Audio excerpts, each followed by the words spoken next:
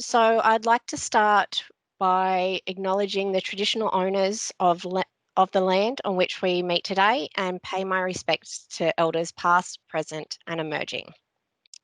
So 2020 and COVID-19 has thrown more than a significant curveball to many of us, resulting in a variety of challenges and life-altering events.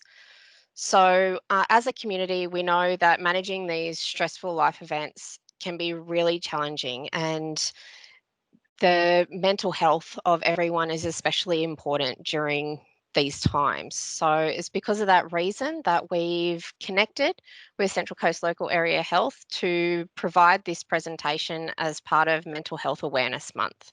So, I would like to introduce Lauren, a social worker who will talk about dealing with the mental health impacts of job loss and financial pressures and managing your mental well-being. So over to you, Lauren.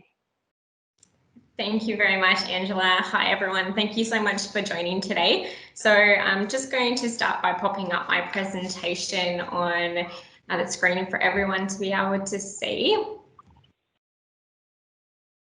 So as Angela said, we'll be talking about job loss, financial pressures, and the importance of maintaining and managing your mental health during these times.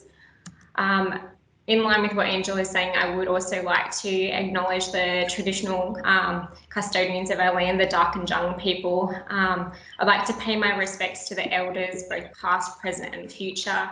And I would like to extend my respects to any Aboriginal people here today with us.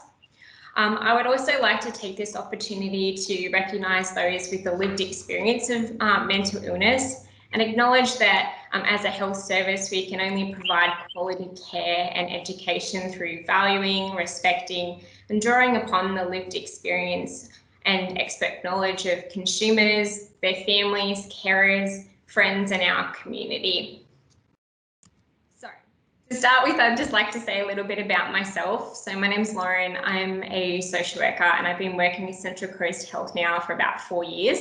And I specialise in mental health. I have experience working with people across the lifespan. So I've worked with children and young people and in an acute mental health setting. And now I'm part of our brand new mental health disaster recovery team.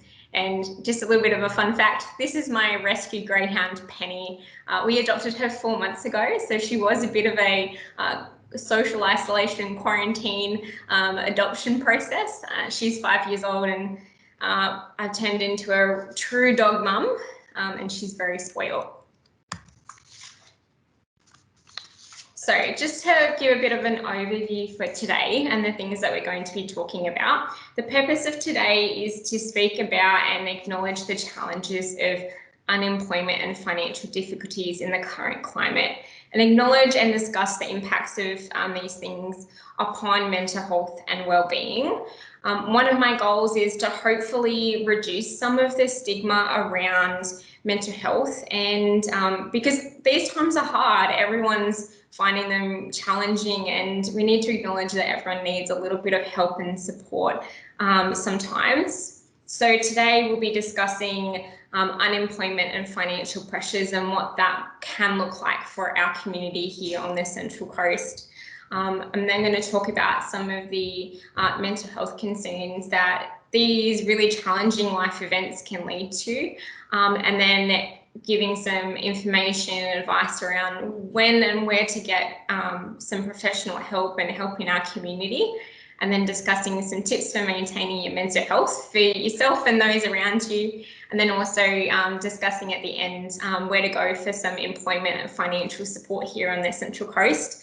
There will also be an opportunity for questions throughout, but please feel free if you've got any questions as we go along to ask them. But like I said, there'll be an opportunity at the end to ask any questions. So if you have any questions that you would like to ask but you don't feel comfortable doing so, as we go along at the end, I'm happy to be available to everyone to ask them after the presentation. So I don't want you to feel like you're going to miss out if you don't feel confident asking as we go along. I've also prepared a resource sheet for everyone, so there's no need to feel that you need to jot any numbers or pieces of information as we go along. That will be available to everyone at the end and can be sent out. So Angela and the ladies have kindly agreed to be able to do that, so we can have that information given out at the end. Alrighty.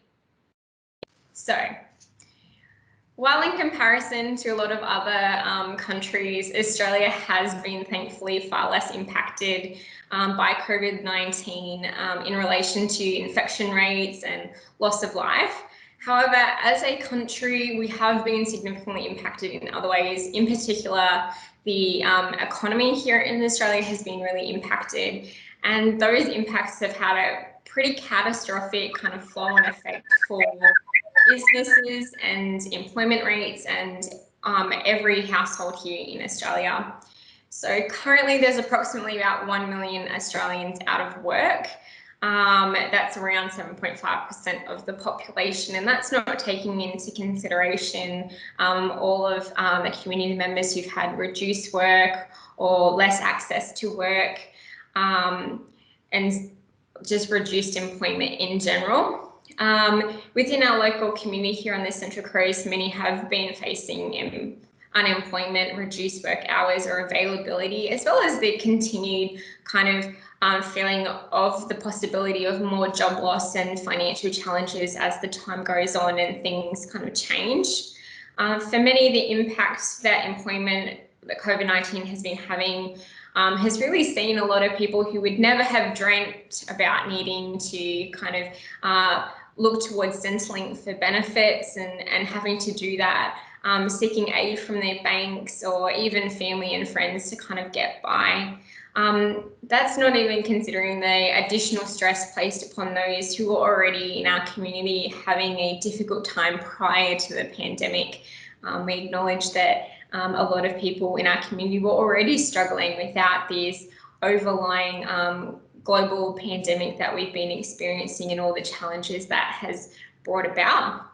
And even for those who've been lucky to retain employment, most of us know someone or a family member or friend or close relative that has been impacted and seen the impact that that's had on their lives. So as I've got up here on the screen, we've got unemployment, redundancy, loss of business for some, particularly for small businesses. It's been a really big kind of challenge for them to get through, as well as industries slowing or shutting down. So for some members in our community as well, the impact might not just be as black and white as unemployment or having reduced work hours.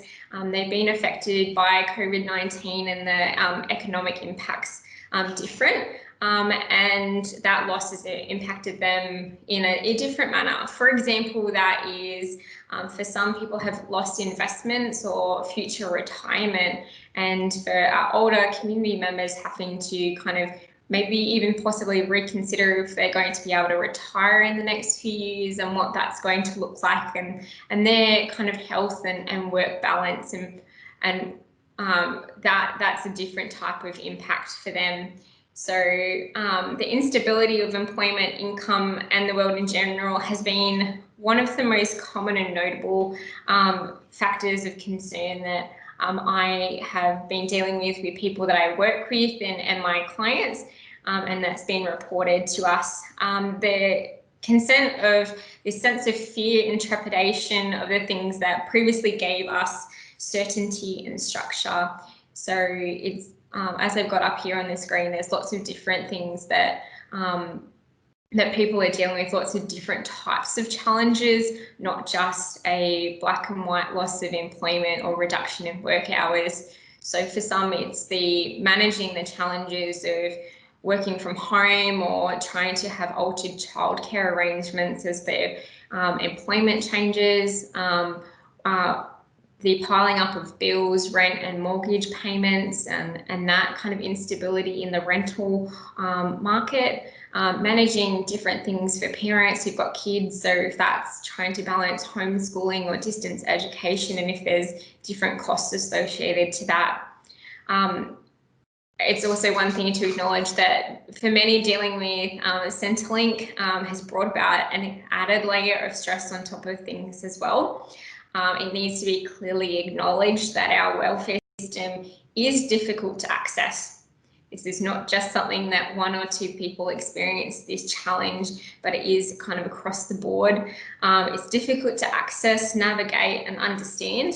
And for many, it can be immensely confusing, frustrating, being on hold, having difficulty accessing online, as well as the added kind of the ever-changing requirements, trying to do applications and things being delayed, difficulties with eligibility, for example, job seeker payments for younger people is a lot more difficult to navigate and to apply for if they don't have a longer term kind of employment history, which a lot of our young people don't, which has made it really kind of financially difficult for them. As well as the changing of payment rates. So moving forward, so being faced with unemployment and financial challenges can often be really difficult, even at the best of times. So whether it's with something that you knew was going to happen or not, but as it is, it's often something that can impact our mental health even without the pandemic kind of going on. And so following job loss and dealing with the financial stresses that can lead from that, many people commonly find that they experience some of these reactions. And this is a list that Beyond Blue have collated that a lot of people generally report experiencing these types of things post kind of job loss, or when they're managing employment challenges and financial difficulties.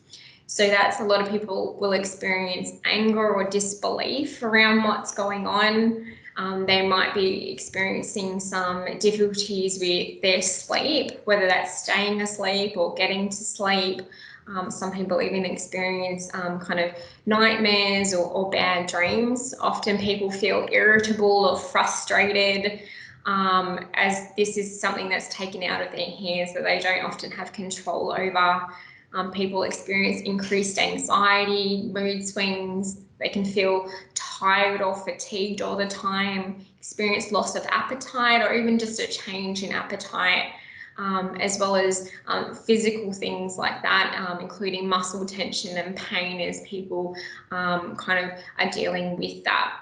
So all of these reactions are understandable when going through a challenging time like losing your job. And we should be mindful to try and give ourselves or our loved ones a little bit of grace and compassion if they're experiencing this, and we notice that within them or within ourselves. However, it is important to be mindful that if these things don't improve over a period of time, become more pronounced, that it could indicate that there might be a more serious mental health concern starting to develop. So we do acknowledge that these things are more on a normal response to a big life event, but sometimes that can kind of compound for people. And when we're talking about job loss and financial stresses with the pandemic, a lot of people, that additional stress that they're experiencing can lead on to developing some other symptoms as well. And so we're going to go into that. So for some people, the stress and challenge of losing their employment during these COVID times and being under financial pressure can lead to experiencing a higher level of anxiety. Now, what is anxiety exactly? So in a simple term, anxiety is a psychological and physiological reaction to a stressor. It's a fear or apprehension of things that might eventuate.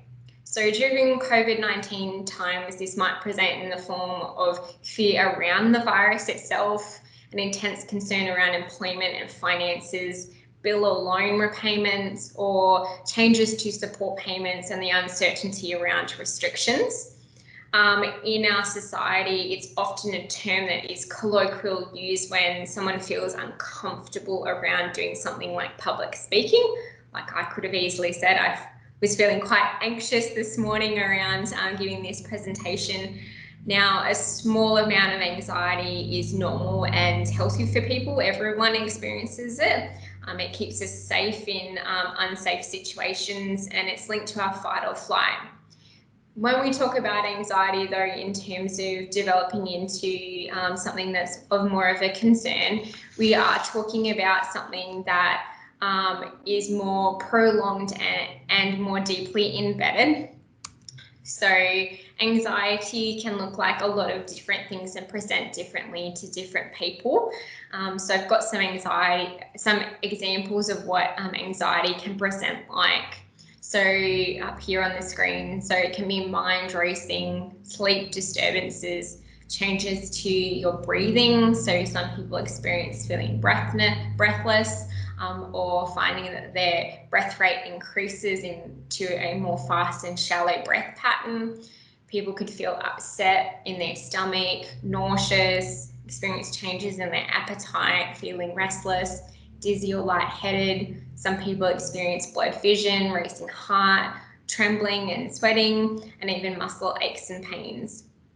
Now, when anxiety might become a concern for someone is when these feelings become more out of proportion, in that they begin to impact someone's ability to engage in their daily activities. They impact their functioning and their relationships, and that it goes on for a prolonged period of time. And so if that is the case, it is something that someone should reach out and seek some professional help instead of just hoping it goes away. Obviously, if it's an anxious feeling that someone might experience for a day or so, that's understandable, but it's when that kind of begins to progress and be prolonged and really impact on those day-to-day activities, like maybe beginning to make you question if you're going to go outside, or not feel confident to apply for a job, or do some things that you normally would be able to go about doing. In addition to anxiety, big life changes are often a catalyst for people experiencing changes in their mood, emotion, and their overall thoughts, and can lead to developing depression. So depression or feeling depressed doesn't simply just mean feeling overly sad over a loss. As I've mentioned, feeling sad, frustrated, guilty, or angry over something like job loss or financial difficulties is understandable, and for the most part, it's expected. Depression is more commonly identified by the length of time that someone is feeling these intense feelings of sadness or low mood, and the beginning that if these feelings persist for more than 2 weeks at a time and begin to impact someone's ability to go about their daily life. So as I've got up here, Black Dog Institute have done lots of research and studies, and we do know that at least 1 in every 16 Australians are affected by depression every year, and those statistics are not taking into consideration our current pandemic. And on the weekend it was World Mental Health Day, and in Australia the statistics at the moment is that 1 in 5 people will experience a mental health concern every year.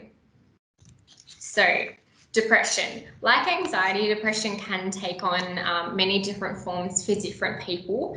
It's also important to note that when it comes to mental health concerns, men and women will often experience different symptoms as well from each other. So what a female might experience if they have mental health concerns with depression or anxiety, that might look very different to what their male counterparts would look like.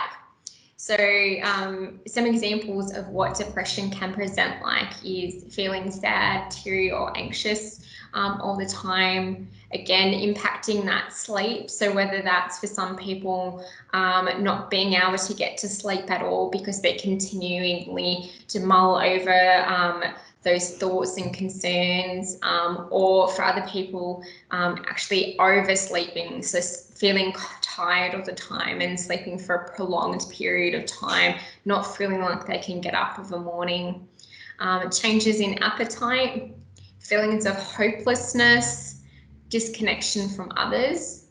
Often people will experience a lack of enjoyment from things that they would normally enjoy. So if they've got a hobby or an activity that they normally would find that they would do, that activity no longer brings them joy. If you're a big bookworm, finding that you don't really feel that you can kind of pick up a book and get the same enjoyment out of it. Low mood, as we've talked about. Increased irritability, anger or frustration, difficulty concentrating, and low motivation and energy. So a real feeling of lethargy and not kind of being able to kind of get up and move about like what you normally would. And then you've got your the impact on your thoughts. So continued negative or critical thoughts about yourself or others. So in the context of job loss, feeling that you might have brought this upon yourself, that you're a failure, that you'll never get another job. So really negative and critical thoughts that just tend to go round and round and really then impact and make you feel even lower and lower in mood. And people also do experience, often we see an increase in alcohol or substance use as well. People will often drink to make themselves feel a little bit better. But as we know, alcohol in particular is a depressant in itself. So it kind of just perpetuates that feeling of low mood. Now, moving kind of forward. So when we talk about mental health and wellbeing, it's something that's important for me to bring up. As I have mentioned at the beginning, I'm really wanting to hopefully reduce some of the stigma around mental health, seeking supports, and help people feel that it's okay that they can reach out and get some supports. And when we talk about mental health, suicidal thoughts is something that needs to be brought up because it's something that a lot of people experience. With the pandemic at the moment and the impacts that it's having on people's lives, is that we know for sure that many Australians have been experiencing suicidal thoughts due to job loss and financial stresses. We know it's one of the leading causes in 2020 around people feeling suicidal. And so with that, it is really important that if yourself or someone is, that they're experiencing suicidal thoughts that there's kind of no way out, that they don't feel that they can kind of come to a conclusion or things will get better, and so they're experiencing these suicidal thoughts, it is really important to reach out and seek professional help. There are lots of services available in different mediums to support yourself and someone that you care about. And so please know that there is help available. Also, I want to bring up the fact that if you know someone that's experiencing this, if you've got concern for a loved one, that having a conversation with them about that, asking them directly if they are experiencing suicidal thoughts, or that's something that's kind of being an issue for them. Having that conversation won't make someone suicidal. We know that there's lots of research out there that actually clearly says that asking someone if they're suicidal will not make them suicidal. So it's something important to know that it is an okay topic to bring up with people, and often it makes people feel more comfortable to be able to share if they are experiencing low mood and suicidal thoughts, or they're not tracking very well, that they'll feel more comfortable to be able to share that with you, or be able to talk to a professional about that. So if you are experiencing any of the symptoms that I've gone through today, I know it's only a very brief snapshot of things. So if you've been experiencing some of the symptoms of depression, anxiety for more than 2 weeks, and they're impacting your ability to kind of go about your daily life, it is really important to seek some professional help. The earlier that you can kind of start to address these issues, often we find that recovery comes a little bit quicker, and people find that they can kind of get back on track a little bit easier.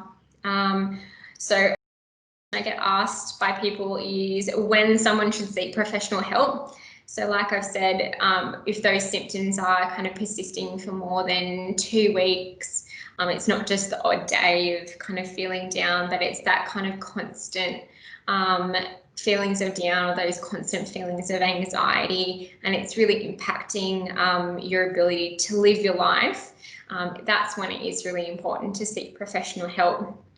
So seeking professional support is also most critical if someone is experiencing suicidal thoughts, as the important aspect with that is about ensuring someone's safety and well-being. That's kind of the paramount key with that. So as I've got up here, in a crisis, if you're concerned for your own or someone else's safety, please do call 000 or attend your nearest hospital emergency department. I will go through as we go along also some other options for seeking support as well. So where to seek help? So here on the Central Coast, we are really lucky in that we have got some really great options for mental health support. And support can come in a variety of different ways. So one thing that the pandemic has done in the mental health field and in the health field has improved the range of ways that people can access their mental health support. It's something that I often discuss with my clients or people that I work with and the community, that finding the right type of support and the most suitable medium for that support is really important. We know that it gets people to engage longer term and better, and feel like they're more in being able to kind of engage and seek support, and in return get better outcomes for themselves. So a really good place to start is your GP. So it's important for your GP to be aware that if you do have any concerns for your mental health, or you haven't been feeling your usual self lately, if you have been experiencing financial difficulties or you've gone through some job loss, again, it's an important thing for them to know so that they can kind of help you monitor that and support you through that with your life.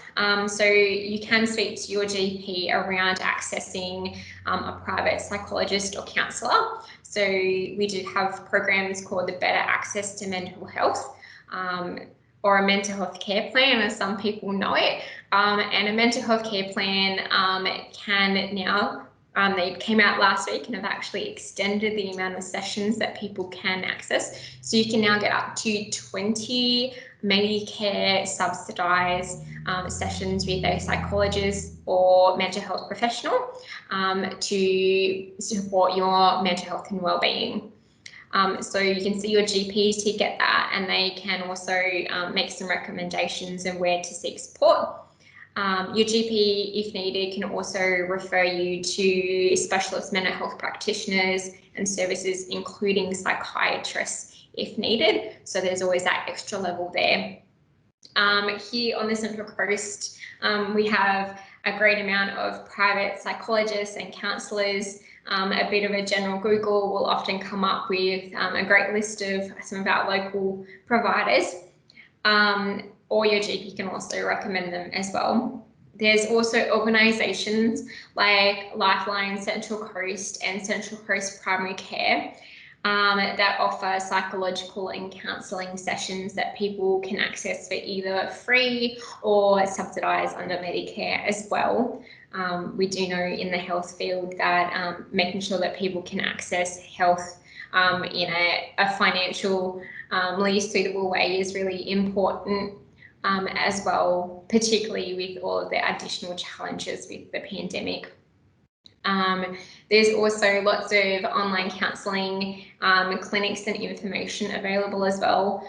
So some of those, just to name a few, there are lots out there, is the Black Dog Institute. So Black Dog Institute does have a free online mental health clinic where people can be linked to a mental health professional and engage in treatment online.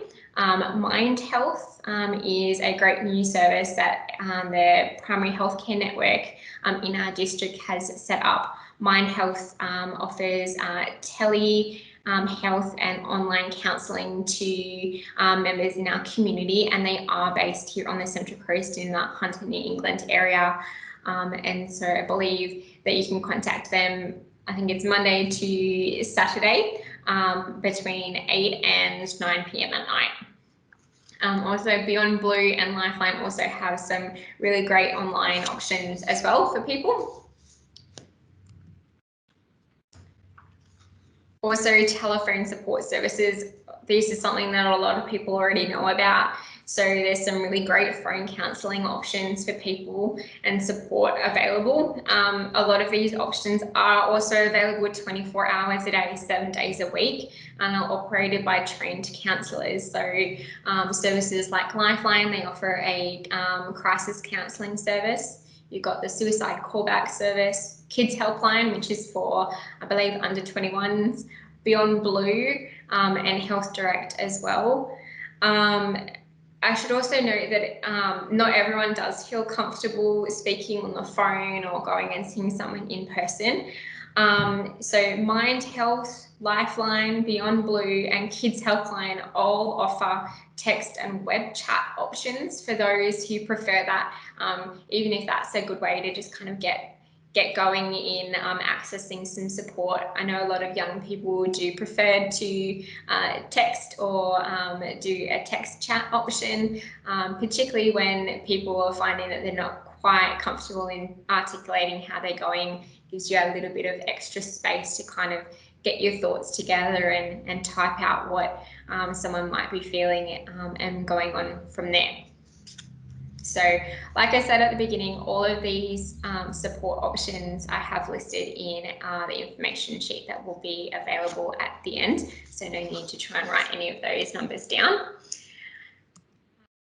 So to move on and discuss some tips for maintaining your mental health. So it is important to acknowledge that maintaining and looking after your mental health is just as important as looking after your physical well-being. Often a lot of people with the pandemic and going into isolation, all of that, a lot of people have taken up physical health activities, using it as an opportunity to kind of better their physical well-being. But looking after your mental health is just as important, as everything in our bodies as humans is interconnected.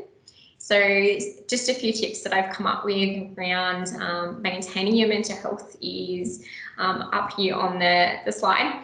So do what you can to connect with your friends, family and community. You can get creative with how that might be. Is that having a online kind of discussion with your friends, a board game and wine night over Zoom, or connecting with the community through events like this. The library has got some really, really great options going, particularly this month with Mental Health Month. It's important to maintain regular contact with your GP on mental health supports. Like I've mentioned previously, letting your GP know if you're not going well is really important so that your GP can kind of help you manage through this. Your GP, in regards to that, will also potentially look at some physical health needs that might need addressing that could be impacting your mental health as well. So with that, also, like I've said, considering linking with a psychologist or counsellor.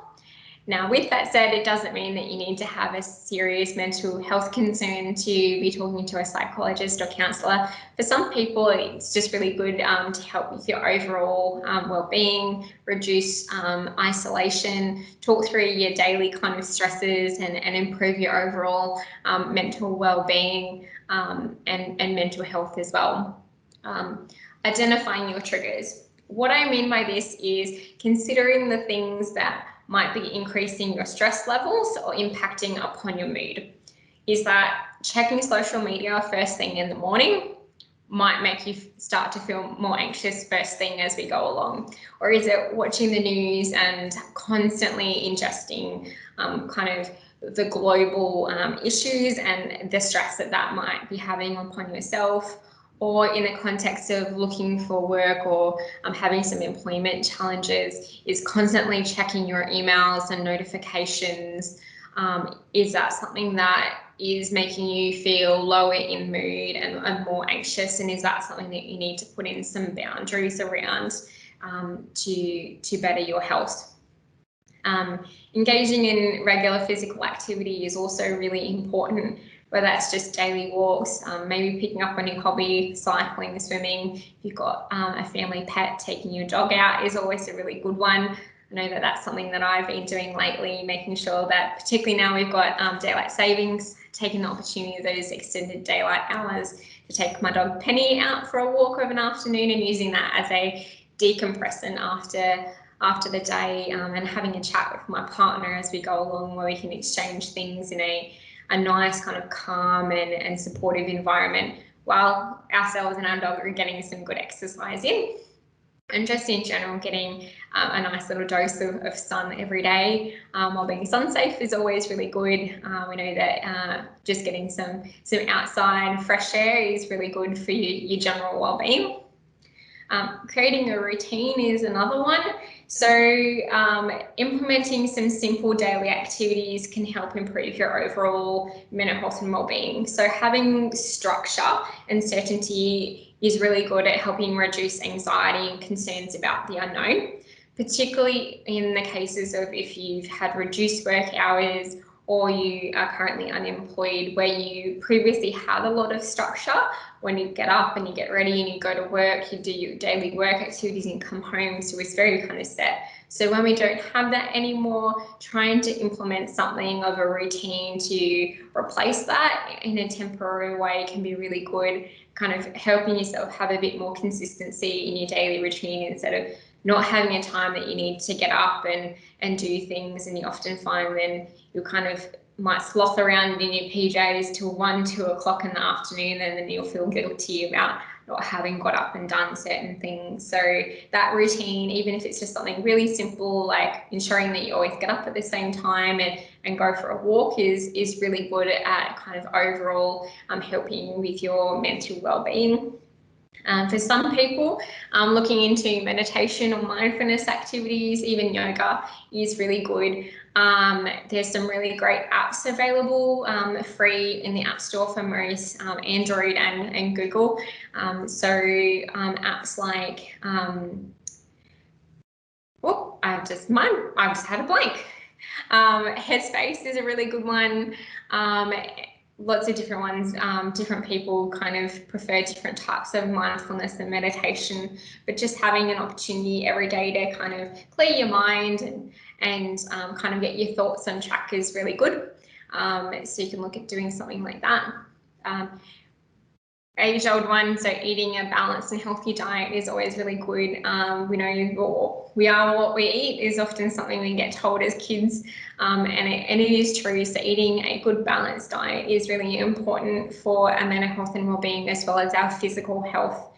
And when I say eating a balanced diet, not just sprouting, just eating salad and all of that, like some people do, is obviously there's no harm in the occasional chocolate bar or something like that, if it makes you feel good and it's going to help with things, so go right ahead. Again, the key with that is just balance.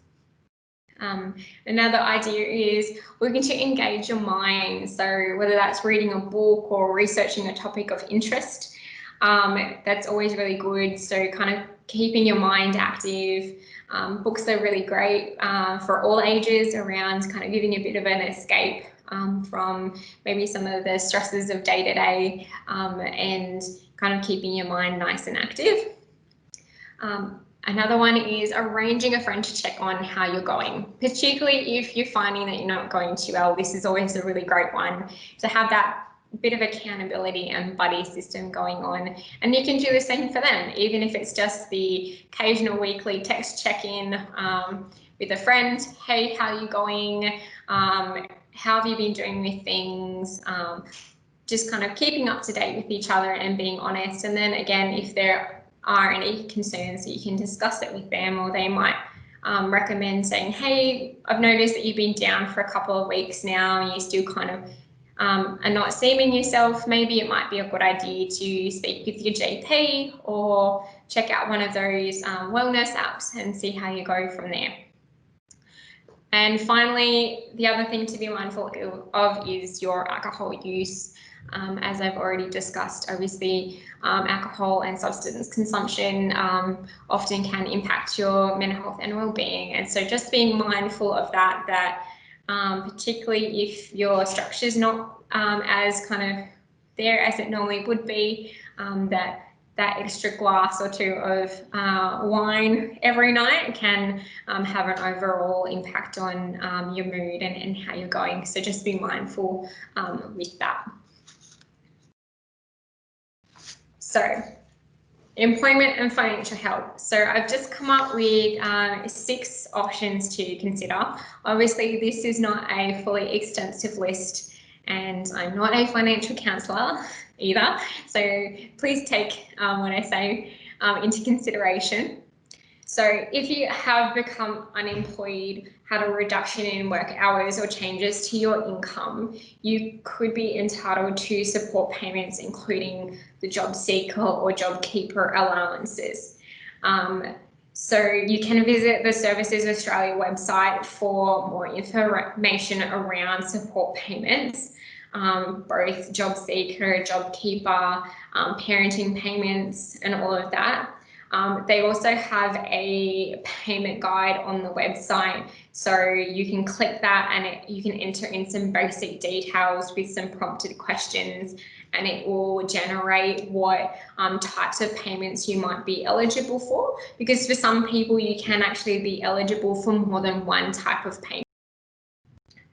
There is also now recently been announced the Pandemic Leave Disaster Support Payment. So that's available for individuals who need to take time off work or are unable to work due to being in self-isolation, quarantine, or caring for someone with COVID-19. So that payment in particular is to support people who have no other suitable leave entitlements. So for example, if your work has been reduced or you only work on a casual basis and you don't have any additional sick leave, you need to take time off because you need to self-isolate or look after a family member, there is a payment now available in New South Wales for supporting people through that, so that you don't need to go without. So recipients of some payments as well will also potentially be entitled to an additional $250 one-off payments at the end of November and in March 2021. More information for that also can be found on the Services Australia website. And people who are entitled to those payments will receive those additional benefits automatically. Another option when kind of dealing with some of these challenges around employment and financial pressures is considering speaking to a financial counsellor. So they can help you get your budget and organising your finances together, as well as kind of help you manage any debt repayments or bills. You can access a list of financial counsellors for the Central Coast on the Central Coast Council website. If you go onto the Central Coast Council website and go under the Community Health and Safety tab, it will be listed under financial supports there. So there's a nice extensive list, and a lot of those financial counsellors are free of charge, which is always really helpful. You can consider talking to your bank. This is something that I've heard has been particularly important for people who have mortgages or loan repayments. Different banks do have a different varying level of support for their customers. Particularly, the banks have acknowledged that the pandemic has made things like mortgage and loan repayments challenging because everyone has been affected differently. In my experience with working with my clients, often it is better to discuss things with your bank earlier rather than later. They often say that that's they prefer to speak with their customers before things kind of go south.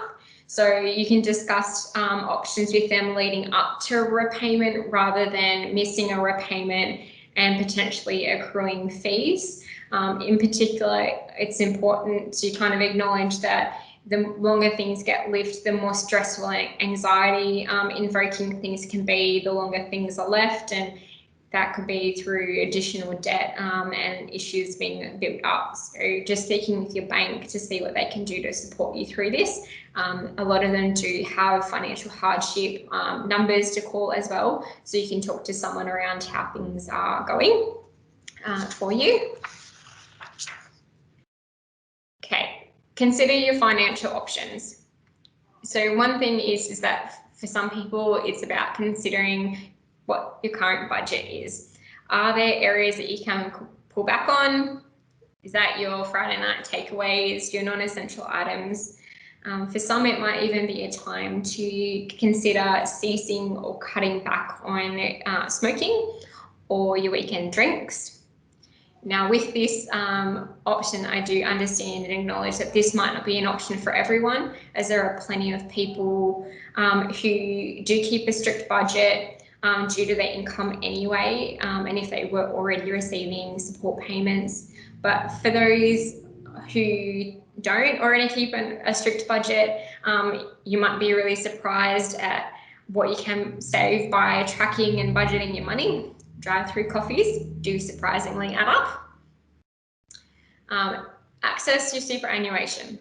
So a lot of people will be aware that part of the coronavirus supports that the government brought in this year was making it so that some people who are eligible are able to access their superannuation early. The government has said for those who are eligible, they can access up to $10,000 from their superannuation, both in the previous financial year and now in this financial year, an additional $10,000. People don't have to access the whole amount, but they can access up to the $10,000 if they've got that in their superannuation.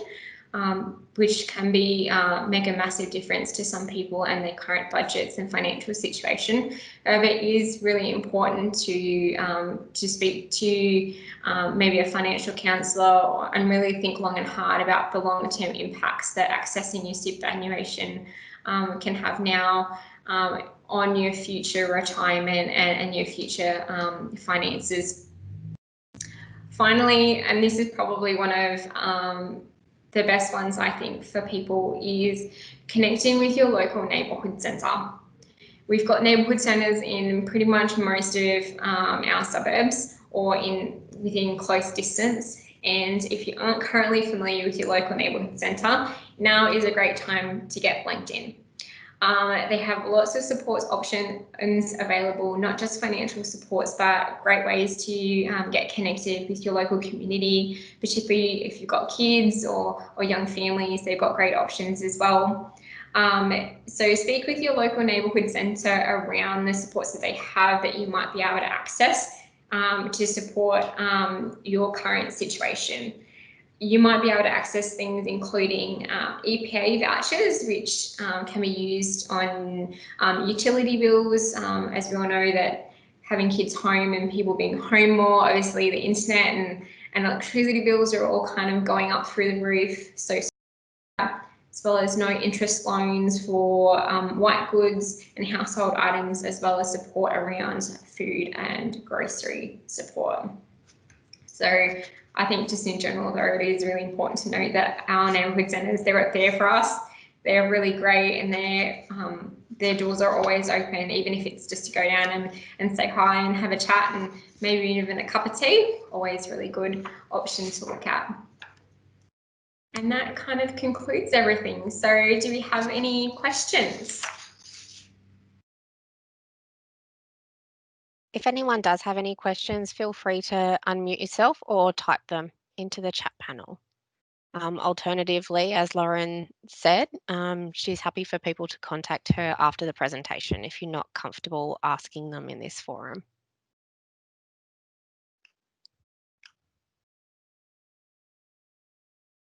All right, well, if there aren't any questions, oh, here we go.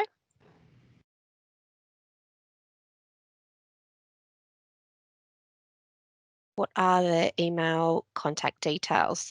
Trish, if you've registered as a participant today, we can send all that out. So we'll include the information sheets, the links that Catherine has shared, as well as all the other details that we've talked about today. Can I also get the recording? We'll be going through the recording and editing it first rather than just providing it to everyone here. So we will be editing and then making it public as soon as possible. Are there any other questions? Or is there anything that people would like me to clarify? I do realise that obviously I did squish a lot of information into a short amount of time. So if there's anything that people want to clarify, I'm happy to do that. Trish, you didn't miss too much. We did get started a little bit late. So I think you got most of the presentation. So thank you everyone for joining us today. As I said, the recording will be made available as soon as we can.